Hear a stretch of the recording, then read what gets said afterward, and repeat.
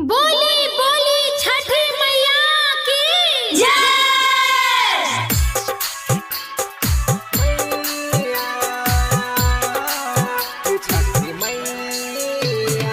DJ Abhijit सत्यम सावरिया recording studio Harry Banka. साले साले पूजा करब हे छठी मैया, हमरा गोदी में ददू एगो ललनमा मैया हे छठी मैया। मैया हे छठी मैया, साले साले पूजा करब हे छठी मैया, हमरा गोदी में ददू एगो ललनमा मैया हे छठी मैया। मैया हे छठी मैया।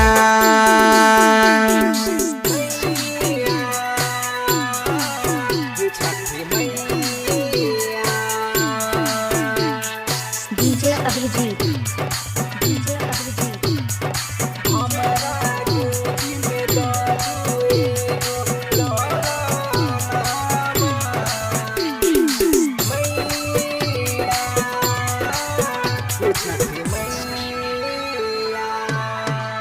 सासु ननद गोतनी है मैया, रोजी कहै छै बझनिया, हम के नाक रहबै ऐ दुनिया में है मैया। सासु ननद गोतनी है मैया, रोजी कहै छै बझनिया, हम के नाक रहबै ऐ दुनिया में है मैया। ददू गोदी में एगो ललन अही छठी मैया, नहीं तो अहाँ के चरण में आके दऽ देबै हम जान मैया हे छठी मैया। मैया हे छठी मैया।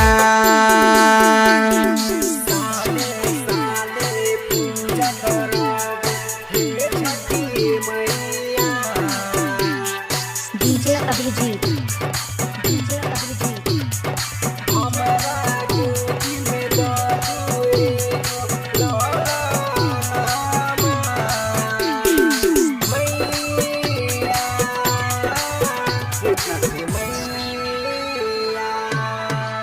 टोला परोसा के लोगवा दै छै उलाहनमा, राइटर करिया पर छठी माई दियौ ना धियानमा।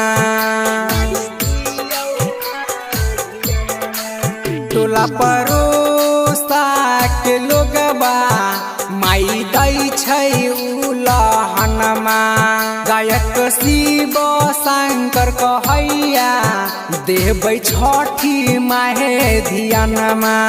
अहाँ दरबार छिखार लागलिया के बार, सुनियो बाजिन के हमरा पर फेर दू नजरिया हे छठी माई एगो बाजिन के। मैया हे छठी मैया।